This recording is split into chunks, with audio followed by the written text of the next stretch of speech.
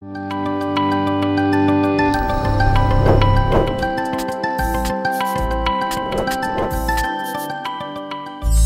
hari ini kita akan bicara mengenai seni meminta di dalam berdoa. Seringkali orang Kristen gak ngerti cara berdoa, saudara. Seringkali orang Kristen takut berdoa. Saudara pernah dengar? Oh udahlah gak usah doa banyak-banyak, sungkan sama Tuhan, Tuhan udah banyak kerjaan ya gitu saudara ya. Atau saudara mungkin gak confident untuk berdoa, makanya saya kemana-mana jadi pendeta selalu dititipin. Pak titip doa ya, loh doa kok titip-titip itu apa sih? Gitu saudara ya. Doa itu apa sih? Seringkali kita jarang melakukannya. Saya pernah melakukan bicara tentang doa tapi udah years ago. I know banyak yang baru dan hari ini kita kedatangan tamu, sahabat saya Pastor Yosia Yusuf. Dia lulus S1 ya, Bachelor. Christian Ministry di Dallas Baptist University dan dia mempunyai Master of Divinity dari Moreling College dan detak jantung pelayanannya itu benar-benar pemuritan ya luar biasa dan beliau adalah lead pastor dari Rock Sydney Church English Service. Mari sama-sama kalau Gibeon kedatangan tamu kita selalu menghormati dengan berdiri bersama-sama ya.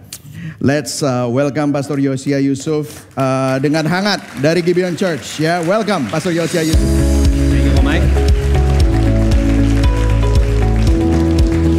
Selamat siang Gibeon Church. Tetap berdiri dulu ya. Ada sebuah kehormatan sungguh kalau saya bisa diberikan kesempatan untuk membagikan firman pada hari ini. Karena saya banyak sekali dan gereja saya sangat sekali berhutang budi pada gereja Gibeon. Karena kami belajar banyak dari gereja Gibeon. Dan bahkan Pastor Mike itu adalah buat saya pribadi adalah koko rohani saya. Jadi ada sebuah kesempatan yang luar biasa indah kalau saya bisa membawakan firman. Dan saya tahu biasanya tiap minggu saudara itu dikasih khotbah yang jelimet-jelimet ya. Yang wangil-wangil. Pastor Mike, Pastor Dave, Pastor Nate, gitu, Pastor Nathan. Nah hari ini saya memberikan saudara hadiah. Yaitu khotbah yang mudah dimengerti saudara ya. Saya ini spesialis khotbah gampang saudara. Jadi kalau khotbah susah, tanya Pastor Mike, khotbah gampang, boleh datang ke saya. Okay. Tapi sebelum kita masuk ke dalam firman Tuhan, mari kita berdoa bersama-sama. Bapak kami berterima kasih kalau siang hari ini kami masih bisa berkumpul di tempat ini dan memuji nama-Mu. Dan satu hal yang kami inginkan Tuhan, seperti lagu yang kami nyatakan tadi Tuhan, bahwa tidak ada yang mustahil bagimu. Mungkin itu seringkali menjadi lagu yang kami tahu, tapi itu bukan postur hati kami. Bahkan seringkali dalam berdoa kami ragu untuk meminta. Kami takut untuk meminta. Tapi biarlah hari ini Tuhan, sewaktu kami membaca firman-Mu dan kami mendengarkan firman-Mu, biarlah Roh Kudus Engkau sendiri yang mengubah firman-Mu ini menjadi kehidupan dalam kami. Sehingga jemaat-Mu gereja Gibeon menjadi jemaat yang berani meminta kepada Engkau. Dan melihat tangan-Mu yang bekerja di balik layar dalam kehidupan kami Tuhan. Biarlah kami boleh melihat Tuhan bahwa kami memiliki Bapa yang baik. Sehingga kami benar-benar boleh berkata, forever I will sing praise to your name Lord. Pakailah perkataanku yang terbatas dan hidupku yang terbatas untuk mengungkapkan pribadi-Mu yang tidak terbatas. Hamba-Mu tidak bisa merubah siapapun. Tapi kami percaya firman-Mu yang menciptakan segala sesuatu dari ketidakadaan sanggup mengubah hidup kami. Karena itu berbicara Tuhan, Roh Kudus berbicara kepada hati kami. Kami siap mendengarkan firman-Mu dan kami siap dirubahkan oleh karenanya. Jemaat Tuhan yang siap mendengarkan firman Tuhan sama-sama katakan amin. Saudara boleh kembali.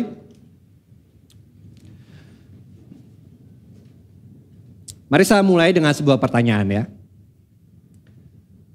Mengapa sangat sulit bagi kita untuk berdoa? D.A. Carson pernah berkata, jika Anda benar-benar ingin mempermalukan orang Kristen pada umumnya, mintalah mereka untuk menceritakan kepada Anda bagaimana kehidupan doa pribadi mereka. Karena sebagai orang Kristen, kita tentu tahu bahwa kita perlu berdoa, benar ya? Tapi mari kita jujur, kita di rumah Tuhan tidak boleh berbohong karena dosanya double saudara ya. Berapa banyak dari saudara yang sering mengalami kesulitan dalam doa pribadi? Angkat tangan. Saudara yang gak angkat tangan, saudara anggota keempat dari Trinitas sepertinya saudara ya. Karena mayoritas orang Kristen saya percaya sangat lemah dalam masalah berdoa. Bahkan bisa kita katakan bahwa kita hidup dalam dunia yang tidak berdoa. Dan gereja yang tidak berdoa. Dan ini menjadi permasalahan. Kenapa? Karena John Wesley berkata seperti ini. Saya yakin Tuhan tidak melakukan apapun di dunia ini kecuali sebagai jawaban atas doa. Dan kalau dia benar, itu berarti mungkin seringkali Tuhan tidak melakukan apapun dalam kehidupan kita karena kita tidak berdoa. Tetapi mengapa sangat sulit bagi kita untuk berdoa? Nah, saya yakin kita dapat menemukan banyak alasan. Tetapi kalau kita benar-benar jujur dan melihat hati kita, sebetulnya saya rasa sebagian besar alasan kenapa sulit bagi kita berdoa adalah karena kita tidak berpikir bahwa doa itu bekerja. Nah, saya jelaskan ya. Prosesnya itu biasa terjadi seperti ini. Ada kalanya kita berdoa dan Tuhan menjawab doa kita. Jadi contoh, kita berdoa buat Tante Mary yang kena kanker. Dan kemudian beberapa minggu kemudian, beberapa bulan kemudian kita mendengar Tante Mary sembuh dari kanker.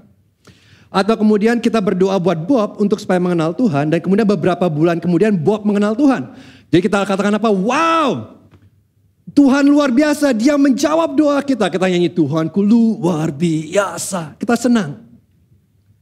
Namun ada juga proses di mana ada kalanya kita lupa berdoa dan hal-hal yang kita lupa doakan terjadi.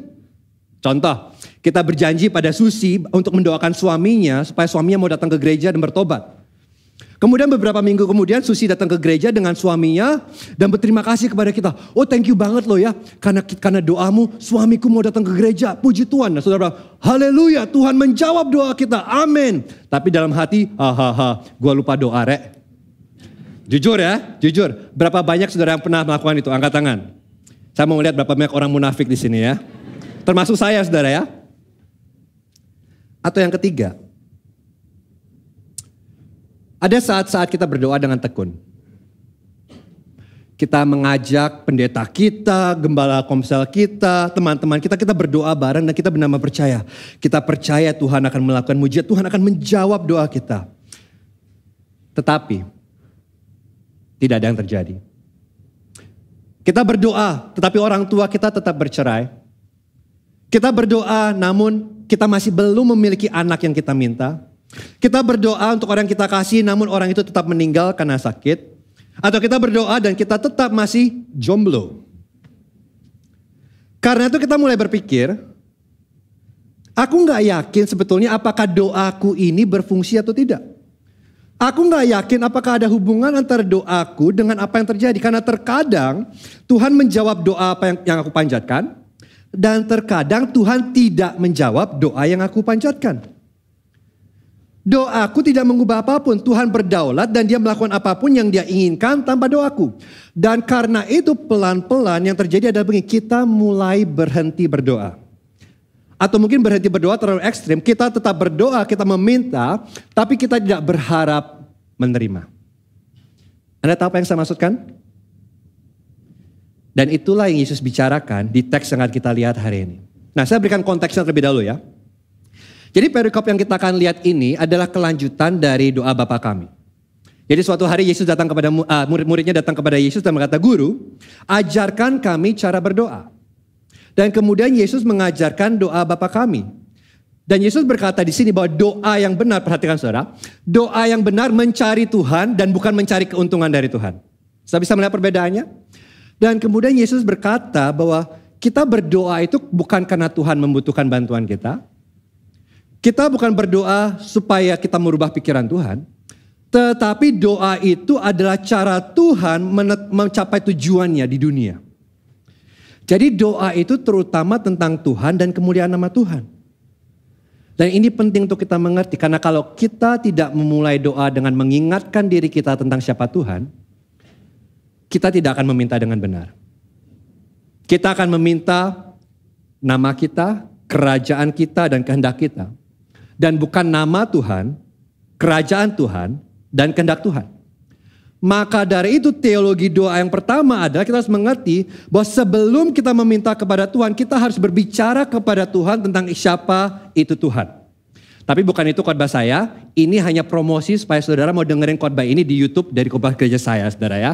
Lumayan, naikin follower, naikin viewer ya saudara ya. Yang saya mau sampaikan kemudian setelah itu, setelah Yesus mengajarkan teologi berdoa, kemudian Yesus mulai memberikan perumpamaan tentang apakah doa itu bekerja atau tidak. Kenapa? Karena walaupun kita mengerti teologi doa, kalau kita tidak yakin doa itu mendatangkan hasil, kita tidak akan berdoa. Kita tidak akan meminta. Jadi kemudian Yesus memberikan perumpamaan ini untuk meyakinkan murid-muridnya dan kita bahwa doa mendatangkan hasil. Dan kalau saya boleh rangkum khotbah saya dalam 2 kalimat, maka itu adalah ini ya. Kita baca bersama-sama dalam hitungan 3. 1, 2, 3. Tuhan ingin menjawab doa-doa kita lebih dari kita ingin meminta kepadanya. Dia lebih ingin memberkati kita daripada kita meminta kepadanya. Dan mungkin alasan mengapa sukar bagi kita untuk berdoa adalah karena kita lupa bahwa Tuhan bukan hanya pencipta alam semesta. Dia adalah Bapa kita yang baik. Jadi kita akan lihat di sini seni meminta dalam berdoa. Saya punya 3 poin. Meminta dengan tidak malu, meminta dengan tekun, dan meminta dengan penuh kepercayaan. Yang pertama, meminta dengan malu dari Lukas 11 ayat 5-7. Lalu katanya kepada mereka, jika seorang di antara kamu mempunyai seorang sahabat dan pada tengah malam pergi kepadanya dan berkata kepadanya, sahabat, pinjamkanlah kepadaku 3 roti sebab seorang sahabatku yang sedang berada dalam perjalanan singgah ke rumahku dan aku tidak mempunyai apa-apa untuk dihidangkan kepadanya. Masakan ia yang dalam rumah itu akan menjawab, jangan mengganggu aku, pintu sudah tertutup dan aku serta anak-anakku sudah tidur. Aku tidak dapat bangun dan memberikannya kepadamu. Kalau Anda membutuhkan bantuan saya di tengah malam dan mencoba membangunkan saya punya 2 kata buat Anda. Good luck. Pada abad pertama Israel, keramahan atau hospitality itu adalah suatu nilai yang sangat amat penting. Jadi kalau ada tamu datang ke rumah Anda itu harus memperlakukan tamu itu dengan sangat baik. Anda harus menyediakan makanan dan tempat tinggal secara gratis, sukarela. Jadi jika seorang tamu datang ke rumah saudara dan saudara tidak punya makanan untuk disajikan, ini sangat amat memalukan. Jadi ceritanya gini, suatu hari teman Ali datang dari jauh untuk menginap di rumah Ali. Dan Ali ini gak punya makanan buat dihidangkan. Dan dikatakan sudah tengah malam. Tidak ada McDonald 24 jam, Alfamart. Dan yang paling penting di zaman itu tidak ada Gojek. Ya, ini masalah besar. Jadi yang Ali lakukan adalah dia pergi ke rumah temannya, Baba.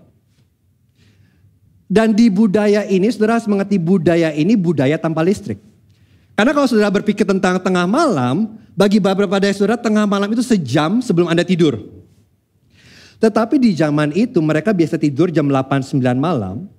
Jadi tengah malam itu adalah waktu di mana mereka sedang dalam tengah-tengah siklus tidur mereka. Dan kemudian tiba-tiba Baba mendengar ada seorang menggedor-gedor pintu rumahnya. Baba, bangun. Temanku menginap di rumahku dan aku tidak punya makanan untuknya. Aku butuh 3 roti dari kamu. Ini ada bahasa Inggrisnya saudara ya. Bahasa Inggrisnya namanya keterlaluan. Dan yang lebih parah lagi, Baba tidur di ranjang yang sama dengan anggota keluarga yang lain. Jadi pada masa itu kebanyakan rumah itu memiliki 1 kamar dan mereka memiliki 1 tempat tidur yang besar untuk 1 keluarga. Jadi ketika Ali mengetuk pintu, bukan hanya Baba yang mendengarnya tetapi seluruh keluarganya mendengarnya. Dan ini masalah. Kenapa? Kalau Anda orang tua, Anda mengerti ini. Adalah satu hal untuk membangunkan Anda di tengah malam. Adalah hal lain untuk membangunkan anak-anak Anda di tengah malam. Benar? Kenapa? Karena untuk menidurkan anak-anak Anda lagi akan dibutuhkan beberapa jam lagi. Jadi Ali dan Baba itu mungkin teman baik sebelum malam itu. Tapi banyak dari saudara tahu setelah malam itu persahabatan mereka akan diuji berat saudara ya. Terutama kenapa? Karena yang Ali minta ini bukan sesuatu yang darurat. Jadi Ali tidak berkata, istriku kecelakaan, istriku terluka dan aku tidak tahu mesti apa ngapain. Baba tolong aku. Tidak. Yang Ali minta dari Baba hanyalah 3 roti. Permintaan sederhana. Dan kemudian Baba berkata kepada Ali, pergi. Aku sudah tidur, semua keluarga sudah tidur, aku tidak akan bangun dan memberikan kamu apa-apa. Nah, tapi perhatikan apa yang Yesus katakan selanjutnya. Di ayat 18. Aku berkata kepadamu, sekalipun ia tidak mau bangun dan memberikannya kepadanya karena orang itu adalah sahabatnya, namun karena sikap yang tidak malu itu, ia akan bangun juga dan memberikan kepadanya apa yang diperlukannya. Jadi Baba akhirnya memberikan Ali apa yang dia minta. Tetapi Baba tidak memberikan Ali apa yang dia minta karena Ali adalah temannya. Baba tidak bangun karena persahabatan. Tetapi Baba bangun. Saudara tahu kenapa? Yesus berkata, Baba bangun dan memberikan apa yang Ali minta karena sikap Ali yang tidak malu. Dan kata tidak malu ini berasal dari kata Yunani anadea yang berarti meminta dengan tidak sopan, bahkan bertindak tidak sopan untuk mendapatkan hasil dengan cara apapun tanpa malu. Oke, saya terjemahkan dalam bahasa kita sehari-hari. Ini adalah apa yang kita pikirkan tentang mama kita ketika kita mendengar dia menawar harga barang di pasar. Mas, berapa harganya? 50.000 bu. 50.000. Saya larangi, 5.000 pak. Langsung kita, 5.000 dari 50.000. Kita gak kenal. Bukan ya. Ali tidak malu. Dia melakukan apa yang dibutuhkan untuk mendapatkan apa yang dia inginkan tanpa mempedulikan orang lain. Dia tidak tahu garis sosial mana yang boleh dilewati dan mana yang tidak. Dan saya yakin setiap kita pasti memiliki orang seperti Ali dalam hidup kita. Jika tidak, saya punya kabar buruk bagi Anda. Mungkin Anda adalah Ali. Jadi di sini katakan bahwa alasan Baba memberikan Ali apa yang Ali minta bukan karena Baba ingin membantu Ali, tetapi supaya Ali berhenti mengganggu dia. Saudara mengikuti saya di sini? Jadi bukan karena kasih persahabatan, tetapi karena Baba ingin Ali cepat pergi. Dan saudara tahu apa yang mengejutkan dari cerita ini? Inti dari cerita ini, jangan salah ya. Inti dari cerita ini bukanlah kita harus meminta sesuatu kepada teman kita dengan tidak malu. Kalau kita melakukan apa yang Ali lakukan kepada teman-teman kita, saya jamin cepat atau lambat kita tidak punya teman. Tetapi Yesus berkata, cara Ali meminta kepada Baba dengan tidak malu adalah cara seharusnya kita datang berdoa kepada Tuhan. Boom. Tetapi Yesus tidak mengatakan bahwa Tuhan seperti Baba. Tuhan bukan seorang teman yang tidak mau diganggu oleh permintaan temannya tengah malam. Yang Yesus lakukan di sini ada membuat sebuah kontras. Yesus berkata gini, aku ingin kamu datang kepada Tuhan seperti Ali datang kepada Bapa. Aku ingin kamu membawa permintaanmu dengan tidak malu. Kenapa? Intinya adalah begini. Jika seorang teman yang tidak mau memberikan permintaan temannya bisa memberikan karena temannya meminta dengan tidak malu, betapa lebih Tuhan akan menanggapi permintaan kita. Dengan kata lain, Tuhan senang diganggu. Tuhan ingin supaya kita mengganggunya dengan tidak malu. Berbeda dengan Baba, Tuhan senang dan tidak tersinggung sewaktu kita datang dengan permintaan kita dan sikap yang tidak malu. Saudara tahu kenapa? Karena Tuhan adalah Bapa kita dan kita adalah anak-anaknya. Coba pikirkan sebentar. Para papa.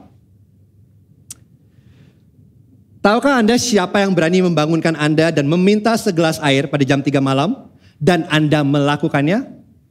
Mari saya beritahu, bukan istri Anda. Jika istri Anda membangunkan Anda jam 3 malam minta air, ada 2 respon yang mungkin terjadi. Pertama, Anda pura-pura tidak dengar. Atau kedua, Anda akan berkata, menurutmu mengapa Tuhan memberikan kamu tangan dan kaki? Benar ya? Tetapi jika anak Anda yang meminta, Anda akan bangun dan mengambilkan segelas air itu. Atau mungkin Anda mengatakan, nak, kenapa kamu gak coba sisi lain ranjang sih? Kan ada mami di situ. apapun caranya, anak Anda akan mendapatkan segelas air itu. Saya beri contoh lain. Bagaimana hari ini kita bisa bertemu dengan seorang presiden? Bayangkan, apa yang diperlukan untuk kita bisa bertemu dengan seorang presiden? Tentunya kita harus punya koneksi ya. Kita harus punya koneksi, kita harus berprestasi, kita mungkin harus punya kekayaan, kita harus menjadi orang penting. Jadi ada aturan yang harus kita ikuti dan ada janji yang harus kita buat, benar? Kecuali anaknya. Anaknya memiliki kebebasan untuk masuk ke kantor presiden tanpa diundang dan berlari ke arah presiden dan berkata, "Papi, beri aku permen." Tetapi kalau kita berlari ke arah presiden dan meminta permen kepadanya, kita akan mungkin bertemu muka dengan presiden di atas segala presiden, Yesus Kristus namanya. Anak-anak kecil meminta dengan tidak malu. Dan ini pertanyaan yang saya mau ingin kita renungkan, GBN Church.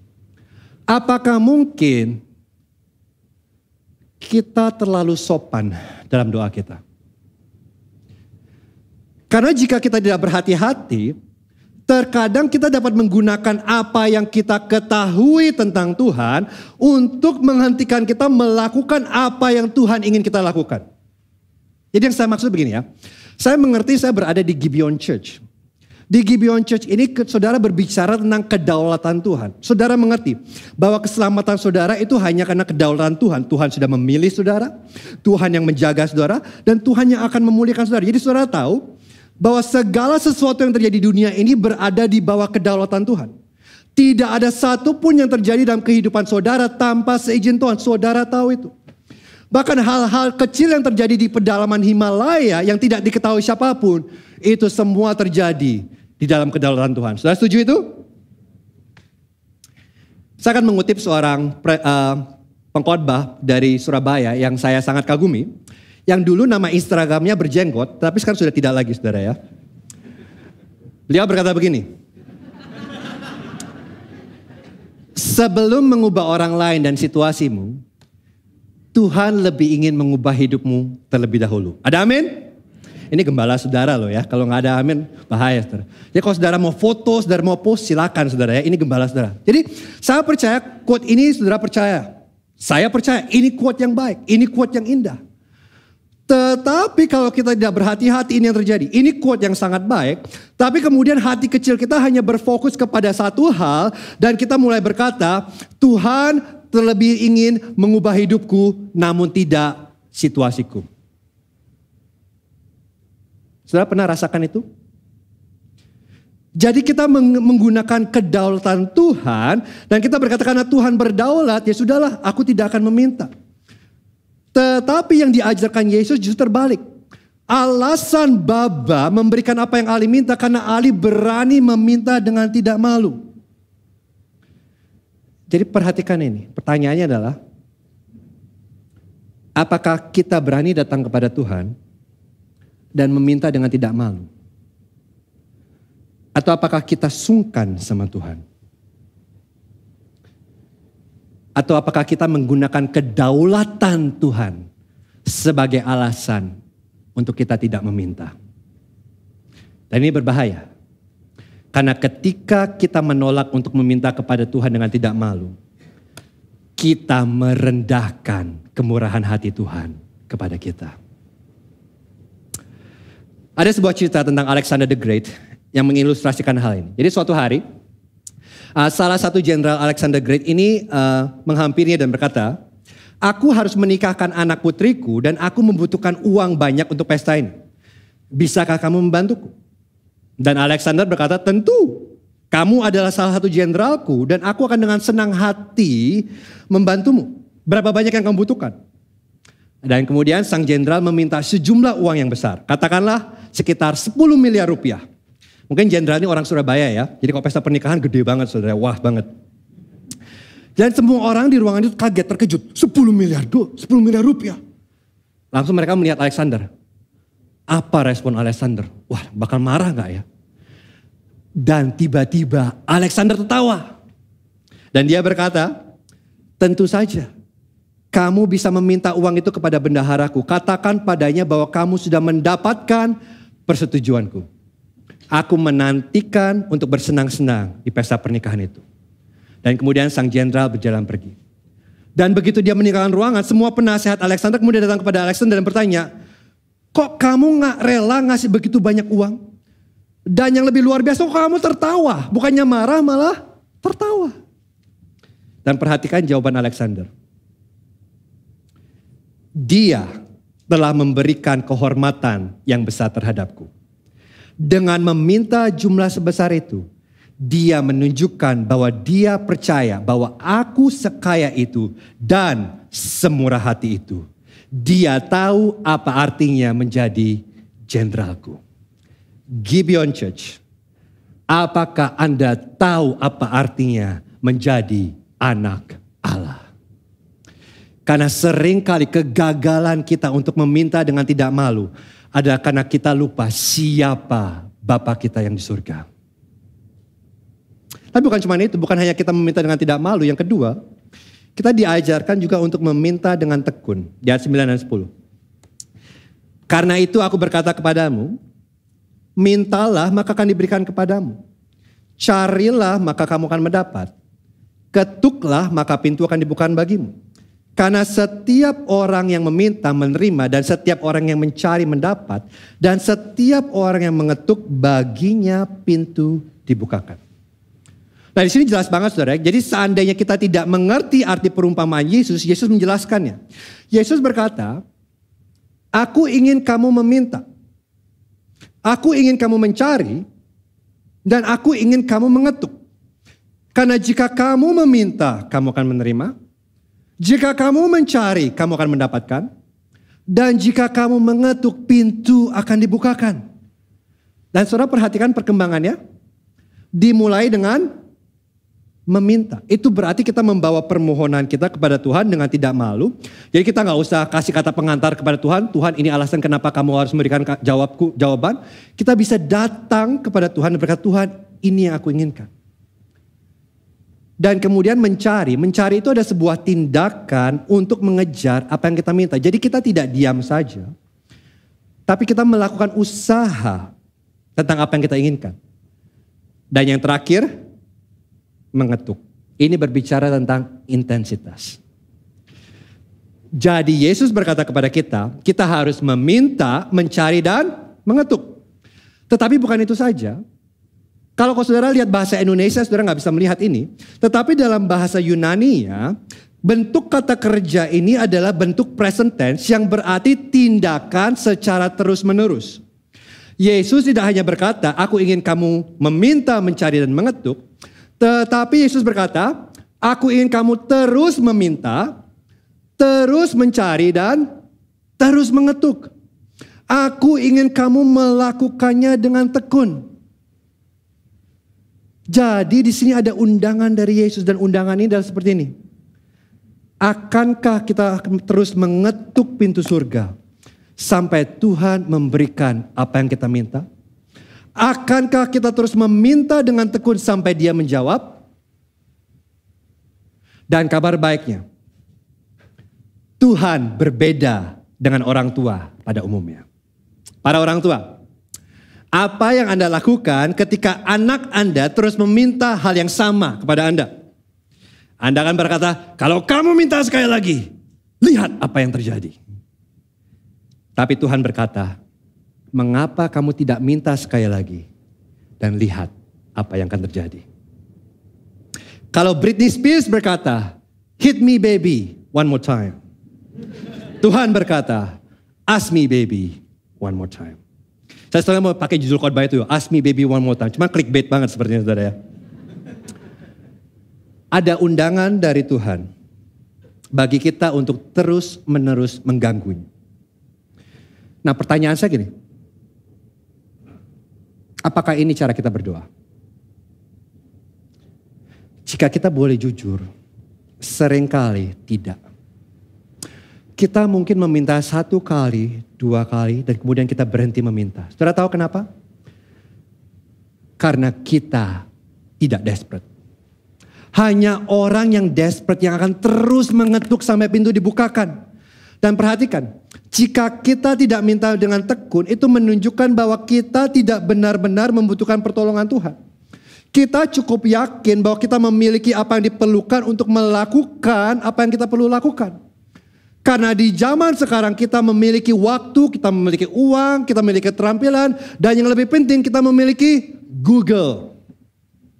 Apapun jawaban yang saudara inginkan, saudara bisa cari di Google. Dan karena itu kita lupa dan kita gagal menyadari betapa kita sangat membutuhkan Tuhan. Kita tidak mempercayai Yesus waktu dia berkata, sebab di luar aku kamu tidak dapat melakukan apa-apa. Itu sebabnya kita tidak meminta dengan tekun. Tapi saya mengerti. Ini ada pertanyaan sekarang. Loh, tapi Yos, kenapa Tuhan ingin meminta kita dengan tekun? Kenapa gak minta sekali aja langsung dijawab? Benar saudara ya? Kan jauh lebih gampang kalau kita minta sekali langsung dijawab. Mengapa kita harus terus-menerus kembali kepadanya untuk hal yang sama? Saya akan coba memberikan Anda 3 alasan. Yang pertama, jika kita tidak tekun meminta, mungkin kita tidak lalu menginginkannya sejak awal. Kita hanya akan terus meminta jika apa yang kita minta itu penting bagi kita. Setuju saudara? Tapi yang kedua, permintaan kita yang tekun membawa kemuliaan bagi Tuhan. Kenapa? Karena meminta dengan tekun itu merupakan indikasi bahwa kita percaya Tuhan sanggup menjawab doa-doa kita. Dan kita menunjukkan kepada Tuhan, Tuhan, Engkaulah satu-satunya harapanku. Maka dari itu aku datang kepadamu, aku meminta kepadamu, aku tidak akan pergi ke tempat lain, aku tidak akan meminta orang lain. Kenapa? Karena hanya Engkaulah yang bisa memberikan apa yang kuinginkan. Engkaulah satu-satunya. Meminta 1-2 kali tidak menunjukkan hal itu. Meminta dengan tekun menunjukkan hal itu dan memuliakan Tuhan. Dan yang ketiga, ini mengungkapkan apakah kita memahami Injil atau tidak. Hanya mereka yang memahami Injil yang akan berdoa dengan tidak malu dan dengan tekun. Saya jelaskan. Jadi ada 2 cara kita bisa menghampiri Tuhan. Saudara pasti sudah dengar ini, yaitu agama dan Injil. Agama mengatakan Tuhan adalah bos besarku. Jadi aku harus berbuat baik untuk membuat dia senang. Dan jika aku cukup baik, maka Tuhan akan mendengarkan doaku. Tetapi jika aku tidak cukup baik, Dia tidak akan memberikan aku apa yang aku inginkan. Jadi semuanya bergantung pada performaku. Aku harus bekerja keras untuk mendapatkan apa yang aku inginkan dari Tuhan. Agama. Tetapi Injil berkata, Tuhan adalah Bapakku. Aku tidak akan pernah cukup baik dengan usahaku sendiri untuk membuat Tuhan senang. Tetapi kabar baiknya, Yesus cukup baik. Dan Yesus telah menjalani kehidupan yang tidak dapat aku jalani. Dan Dia telah melakukannya untuk aku. Dan sekarang karena Yesus, aku diangkat sebagai anak. Aku adalah anak Allah karena performa Yesus yang sempurna dan bukan karena performaku. Dan sekarang, aku tidak perlu bekerja keras untuk itu. Karena Yesus sudah bekerja keras untuk itu. Aku dapat datang dengan bebas dan datang kepada Tuhan dan meminta apa yang kubutuhkan. Saya lihat perbedaannya. Cara kita meminta kepada Tuhan menunjukkan apakah Tuhan itu bos kita atau Bapa kita. Seorang karyawan tahu bahwa ia harus bekerja keras sebelum ia mendapatkan sesuatu dari bosnya. Seorang anak tahu bahwa ayahnya mengasihi dia dan memiliki keberanian untuk meminta dengan tekun. Dan bukankah itu cara bekerja keluarga? Para suami di sini, kalau istri Anda bertanya, pertanyaan yang tricky ini, sayang, apakah kamu mencintaiku? Anda tidak berkata, kan aku sudah bilang aku cinta padamu pada tahun 1990 ketika aku menikahimu. Ngapain kamu nanya lagi di tahun 2023? Benar? Anda tidak mengatakan itu. Mengapa? Karena istri Anda bukan hard drive. Istri Anda adalah seorang pribadi. Mengatakan sekali tidak cukup. Anda harus terus mengingatkan dia bahwa Anda mengasihi dia. Dan mari saya beritahu, Tuhan bukan hard drive. Dia adalah seorang pribadi, dia adalah Bapa kita dan kita adalah anak-anaknya. Dan Tuhan bekerja dalam hubungan dan dia senang ketika anak-anaknya datang kepadanya dan bergantung kepadanya. Maka dari itu Tuhan memberikan undangan untuk kita terus meminta, mencari dan mengetuk. Jadi apapun itu jangan terlalu cepat menyerah. Karena mungkin alasan kenapa doa kita tidak bekerja adalah karena kita terlalu cepat menyerah. John Piper mengatakan demikian. Ketekunan dalam doa akan membawa kemenangan bersama Tuhan, di mana menyerah tidak. Dengan kata lain, ada beberapa hal yang Tuhan hanya berikan kepada kita sebagai jawaban atas doa kita yang tekun. Pertanyaan saya buat saudara adalah ini. Apa kebutuhan Anda hari ini? Mungkin Anda sudah berdoa untuk keselamatan orang tua Anda untuk bertahun-tahun. Mungkin Anda sudah berdoa untuk pasangan hidup bertahun-tahun. Mungkin Anda sudah berdoa untuk kesehatan atau anak-anak Anda yang bandel yang meninggalkan Tuhan untuk pekerjaan. Apapun itu, jangan menyerah terlalu cepat. Ganggu Tuhan. Karena Tuhan senang diganggu dengan doa-doa kita. Dan dia senang menjawab doa yang tidak malu. Nah saya tahu apa yang di pikiran saudara ya. Saya yang mengerti. Saudara langsung mikir begini. Wah bahaya ini pengajarannya. Apakah ini berarti aku bisa mendapatkan semua yang aku minta? Apakah ini berarti jika aku mengganggu Tuhan, dia akan memberikan apa yang aku inginkan? Apakah ini berarti aku bisa memanipulasi Tuhan untuk melakukan apa yang aku inginkan? Wah, Pastor Mike salah ngundang pembicara ini. Ini gospel pay ini, gospel prosperity gospel iki. Salah ini Injil kemakmuran, salah ngundang pembicara ini. Saya mengerti.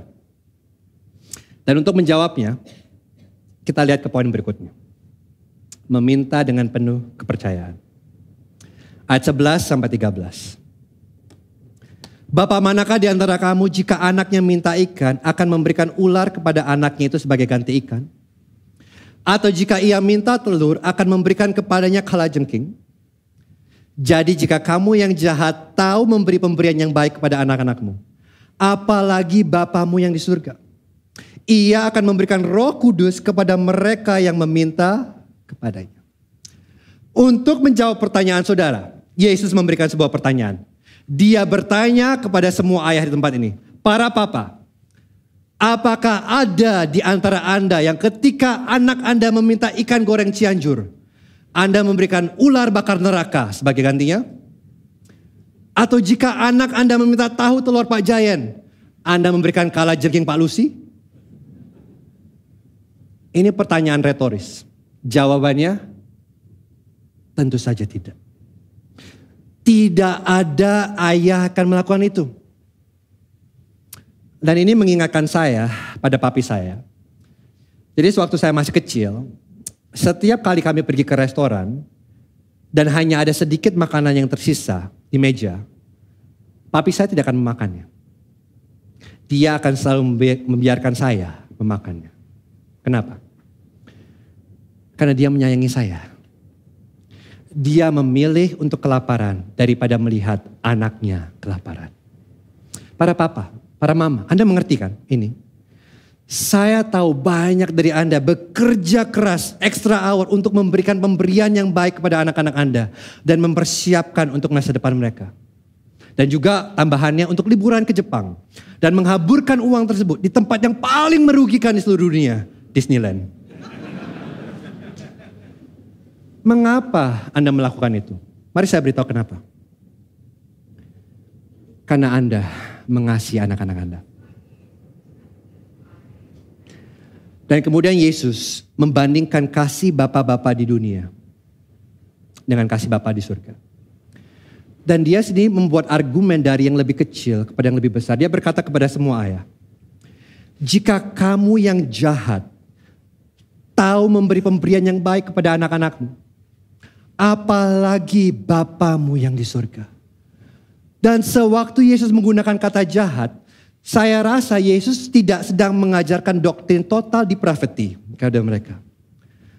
Yesus sedang mencoba menyampaikan suatu hal. Ini maksudnya. Kasih terbaik dari Bapa-Bapa di dunia tidak dapat dibandingkan dengan kasih Bapa di surga. Dibandingkan dengan kasih Bapa di surga, kasih terbaik dari Bapa-Bapa duniawi terlihat seperti jahat. Dan jika Bapa-Bapa di dunia tahu bagaimana memberikan apa yang baik kepada anak-anaknya, maka tentunya Bapa kita yang di surga tahu memberikan apa yang kita butuhkan kepada kita. Maka dari itu, Tuhan adalah Bapa yang jauh lebih baik daripada Bapa-Bapa duniawi manapun. Kalau Bapa-Bapa jahat di dunia tahu bagaimana memberikan pemberian yang baik kepada anak-anak mereka, saudara dan saya dapat mempercayai Tuhan bahwa kasih-Nya yang sempurna akan memberikan apa yang baik bagi kita. Tapi mari saya balik pertanyaannya. Bagaimana jika anak-anak Anda meminta ular dan kalajengking? Bagaimana jika anak-anak Anda meminta untuk bermain di jalanan? Apa yang akan Anda lakukan? Anda tidak akan mengizinkan mereka. Orang tua yang baik tidak akan memberikan sesuatu yang berbahaya bagi anak-anaknya. Benar orang tua? Anda bisa melihat kemana saya pergi? Seringkali kita tidak menerima apa yang kita minta bukan karena Tuhan tidak mengasihi kita, tetapi karena Tuhan sangat mengasihi kita. Tuhan tidak akan memberikan apapun yang menghancurkan kita, tidak peduli seberapa tekun kita memintanya. Saya jelaskan seperti ini ya. Bayangkan jika Anda memberikan lampu Aladin kepada anak berusia 5 tahun. Nak, lampu ini dapat memenuhi 3 permintaanmu. Apa saja, baik atau buruk, pintar atau bodoh, apapun keinginanmu, 3 permintaanmu, kamu pasti mendapatkannya. Tahukah Anda apa yang akan Anda lakukan? Anda akan naik ke kapal roket dan bersembunyi di luar angkasa. Kenapa? Karena Anda tahu bencana besar akan datang. Nah, salah satu leader kami di Sydney baru-baru ini menulis sebuah artikel. Dan dia berkata jika anak berusia 5 tahun itu udah dia akan menggunakan permintaan pertama untuk meminta 100 permintaan tambahan. Waduh, pintar sekali ya. Anda tahu ini pasti keturunan Cina ini ya. Namun meskipun dia memakai permintaan pertama dengan baik, 102 permintaan lainnya itu akan menghancurkan dunia. Kenapa? Karena Anda tahu anak berusia 5 tahun akan meminta hal-hal yang konyol. Jadikan segala sesuatu sekitarku jadi Lego. Waduh, repot dong. Sama dengan doa. Doa sangat berkuasa. Doa memberikan kita akses kepada Tuhan semesta alam. Namun permasalahan seringkali kita tidak tahu apa yang kita minta. Kita mungkin berpikir kita meminta ikan dan telur. Padahal sebenarnya kita meminta ular dan kalajengking. Jadi jika kita adalah umat Kristus dan kita telah meminta kepada Tuhan dengan tekun dan Tuhan belum memberikannya kepada kita. Mungkin itu karena kita meminta kalajengking. Dan tidak peduli seberapa sering kita memohon kepada Tuhan, Dia tidak akan mengalah. Karena Dia adalah Bapa yang sempurna, yang mengasihi kita secara sempurna. Timothy Keller mengatakan seperti ini. Tuhan akan memberikan apa yang kita minta atau memberikan apa yang akan kita minta jika kita tahu segala sesuatu yang Dia tahu. Namun ada yang mengejutkan di akhir cerita ini. Kalau saudara perhatikan di ayat 13, ini ada sesuatu yang aneh. Yesus berkata, jadi jikalau kamu yang jahat tahu memberi pemberian yang baik kepada anak-anakmu, apalagi Bapamu yang di surga. Ia akan memberikan Roh Kudus kepada mereka yang meminta kepadanya. Nah, saudara bisa lihat kenapa ini aneh? Loh, tunggu dulu. Roh Kudus? Apa hubungannya Roh Kudus dengan permintaanku? Lah aku disuruh meminta, mengetuk, mencari. Sekarang jawabannya Roh Kudus. Nggak nyambung, Rek. Ini pemberian yang mengecewakan. Dan kalau Anda berpikir seperti itu, Anda sangat salah. Kenapa? Karena ini adalah klimaks dari seluruh bagian ini. Izinkan saya memberitahu Anda alasannya. Kenapa ini sangat penting? Kenapa ini hadiah yang terutama? Kenapa? Karena adalah tugas Roh Kudus untuk membangunkan kita akan hubungan kita dengan Tuhan. Dalam Roma pasal 8, Paulus menyebut Roh Kudus itu sebagai roh adopsi, sebagai anak yang dari mana kita berseru, Abba, Bapa. Itu berarti satu-satunya alasan kita dapat memiliki Tuhan dan mengasihi Tuhan sebagai Bapa kita, karena Tuhan sudah memberikan Roh Kudus dalam kita dan kita menjerit dari hati kita, Dialah Bapa kita. Ada perbedaan mengetahui Tuhan mengasihi saudara dan mencicipi dan meleleh karena kasihnya. Dan yang membuat perbedaan ini adalah pekerjaan Roh Kudus. Dan inilah yang kita butuhkan di atas segalanya. Saudara tahu apa yang kita butuhkan? Kita membutuhkan untuk mendapatkan kembali naluri kita sebagai anak. Kalau sudah memperhatikan anak kecil, kita akan melihat secara naluriah, anak kecil itu melakukan segala sesuatu yang kita bicarakan. Benar? Secara naluriah mereka datang kepada orang tua mereka dengan tidak malu dan dengan tekun. Secara naluriah mereka mempercayai orang tua mereka dan tahu bahwa orang tua mereka mencintai mereka dan menerima mereka. Secara naluriah mereka tahu hal tersebut, nggak ada yang perlu ngajari mereka. Mereka mungkin baru aja ngambek, marah-marah sejam yang lalu. Tetapi mereka tetap percaya bahwa orang tuanya menerima mereka dan mereka tidak akan dikeluarkan dari keluarga. Mereka tahu persis bahwa mereka bisa datang kepada orang tuanya kapan saja tanpa khawatir apakah mereka pantas mendapatkan kasih orang tuanya atau tidak. Hal-hal ini merupakan naluriah, sesuatu yang naluriah bagi anak-anak. Namun ketika kita tumbuh dewasa, kita kehilangan naluri ini. Benar? Kita berubah, mereka berubah. Mereka mulai berpikir bahwa mereka harus mendapatkan kasih sayang orang tua melalui performa mereka. Dan yang sama juga terjadi pada kita. Saudara tahu kenapa sulit sekali bagi kita untuk berhubungan dengan Tuhan seperti anak kecil? Karena dosa membuat kita berpikir dan melihat Tuhan bukan sebagai Bapa, tetapi sebagai bos kita. Saudara tahu bagaimana kita berhubungan dengan bos? Mungkin saudara teman baik dengan bos. Saudara pergi liburan bareng, pergi makan bareng, bahkan saudara tidur sekamar bareng. Tetapi saudara mengerti, walaupun saudara BFF forever, tetapi kalau saudara tidak melakukan pekerjaan saudara dengan baik, saudara tidak melakukan tanggung jawab saudara dengan baik, saudara akan dipecat. Benar? Karena pada dasarnya hubungan saudara dengan bos saudara berdasarkan pada performa. Anak kecil berbeda. Anak kecil dan ayahnya memilih hubungan yang tidak berdasarkan performa melainkan kasih. Dan apa yang Roh Kudus lakukan adalah memulihkan naluri kita sebagai anak. Roh Kudus membangunkan kita pada kebenaran bahwa Tuhan bukanlah bos kita. Dia adalah Bapa kita. Dan hubungan kita dengan Tuhan bukan berdasarkan performa, melainkan kasih karunia. Saya tahu apa itu artinya bertumbuh dalam sebagai seorang Kristen? Ini.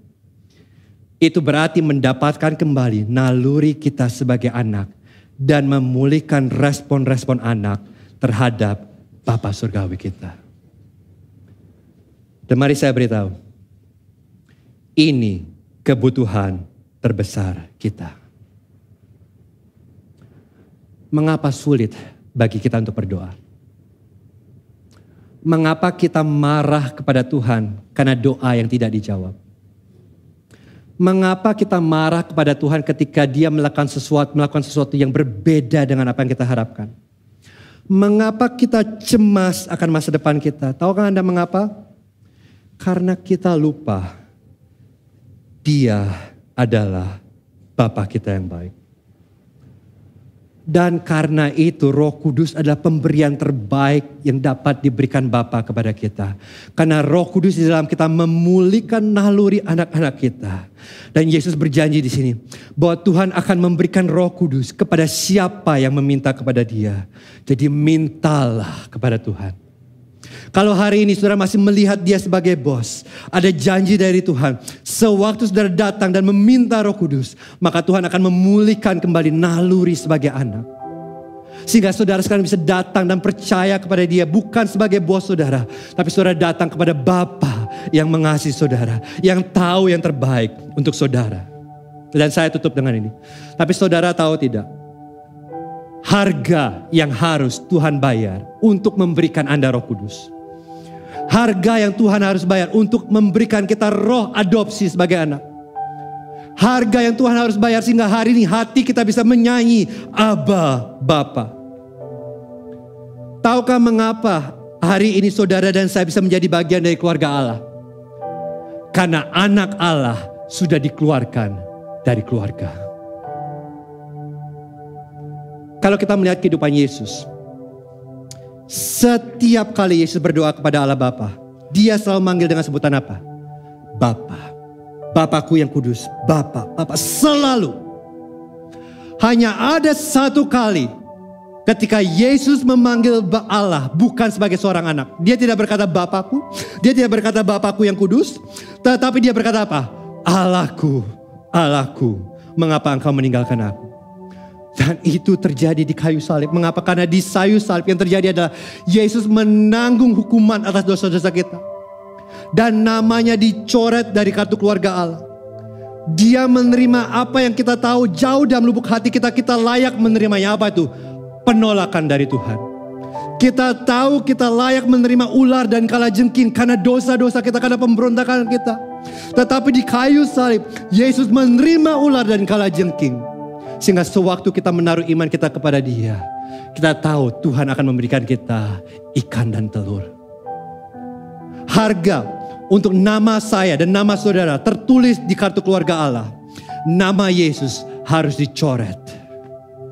Tapi karenanya hari ini saudara dan saya memiliki keyakinan bahwa nama kita selamanya tertulis di dalam kartu keluarga Allah. Inilah Injil, saudara.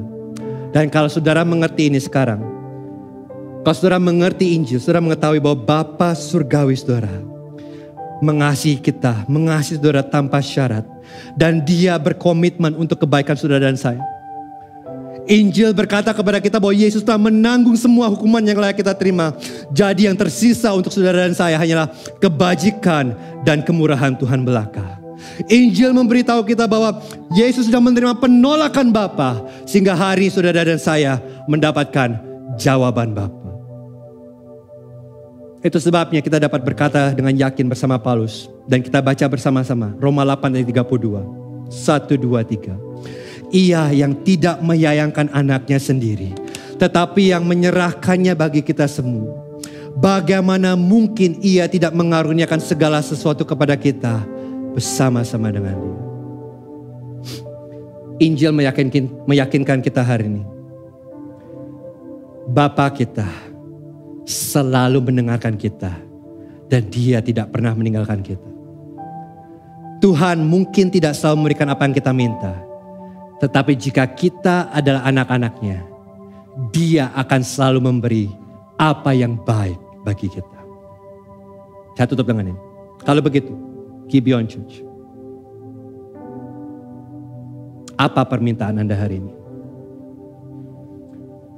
Apa permintaan Anda yang Anda mau bawa kepada Tuhan? Apakah Anda malu meminta?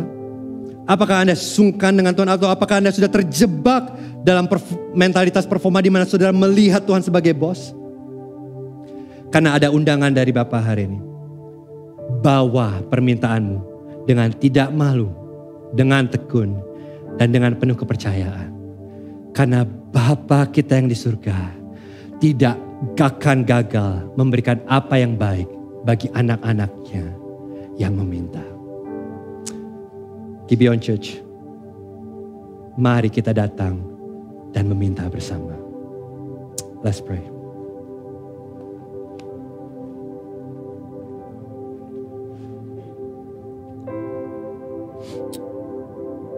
Siang hari ini Bapa, kami datang kepadamu. Ampuni kami Tuhan, seringkali kalau mungkin gengsi kami, kesombongan kami, ego kami, bahkan mungkin kemampuan kami menghalangi kami untuk datang kepadamu dan meminta. Ampuni kami kalau seringkali kami lebih melihat kepada performa kami, kemampuan kami, dan tidak bersandar kepada Engkau. Tapi hari ini yang kami dengar dari kabar baik Injil, Engkau adalah Bapa kami yang baik dan Engkau suka suatu kami datang dengan permintaan kami. Karena itu Tuhan, kami mau meresponi firman Bapa. Kami mau datang kepadamu dan kami membawa permintaan kami. Saya nggak tahu pergumulan apa yang saudara sedang alami saat ini. Apa permintaan yang saudara mungkin sudah tutup, sudah kubur jauh-jauh dalam hati saudara karena saudara sudah tidak mau lagi memintanya. Mungkin itu yang Tuhan katakan. Why don't you ask me one more time? Atau mungkin ada hal-hal dalam struggle dalam kehidupan saudara yang saudara sudah lelah. Dan saudara sudah tidak doakan lagi. Dan Tuhan berkata, why don't you bring it to me one more time? Karena yang saya tahu, waktu saudara membawa itu semua, Bapa saudara siap mendengarkan saudara memeluk saudara. Dan dia berjanji, dia tidak akan gagal memberikan apa yang baik bagi saudara. Maka dari itu datang, bawa, minta, ketuk pintu surga. Dan lihat bagaimana Bapa saudara yang baik akan menjawab doa saudara dan memberikan apa yang baik bagi saudara. Ajar kami untuk meminta Tuhan. Ajar kami untuk merendahkan hati kami dan datang sebagai anak yang tidak malu kepada Bapaknya. Roh Kudus, nyatakan kepada hati kami. Ingatkan kami bahwa kami adalah anak-anak Bapa yang di surga. Dan kami minta doa ini dalam satu nama, nama Tuhan Yesus Kristus. Amin. Thank you Pastor Yosia. Mari sama-sama kita berikan apresiasi. Amin. Mari sama-sama bangkit berdiri saudara. Kita sama-sama bangkit berdiri. Saya ingin memberikan kepada kita pertanyaan refleksi saudara ya. Setelah kita mendengar itu semua. Saudara, di dalam kehidupan doa saudara, siapa yang saudara percayai? Kadang-kadang kita lebih percaya sama doa kita daripada Tuhan yang mendengar dan menjawab doa kita. Apakah kita menganggap Tuhan Bapa kita yang murah hati atau saudara memiliki gambaran yang salah tentang Tuhan? Apakah sering kita berdoa karena kita kurang berdoa karena kita sering melihat Tuhan sebagai bos, bukan sebagai Bapa? Karena karya Kristus, saudara yang musuh Allah sekarang menjadi anak-anak Allah. Karena karya Kristus, saudara sekarang bukan lagi jauh. Saudara tidak terpisah, tapi saudara dekat dengan Allah. Karena Injil kita tidak berdoa dengan mentalitas pegawai. Tapi karena Kristus, karena Injil kita adalah anak. Karena Injil kita tidak takut berdoa, tapi berdoa dengan tekun dan tidak malu. Karena kita tahu Tuhan adalah Bapa yang baik, yang tahu memberikan pemberian yang terbaik kepada anak-anaknya. Kalau saudara berdoa dan belum dikabulkan dan tidak dikabulkan, karena Bapa punya yang lebih baik dalam kehidupan saudara dan saya. Amin saudara.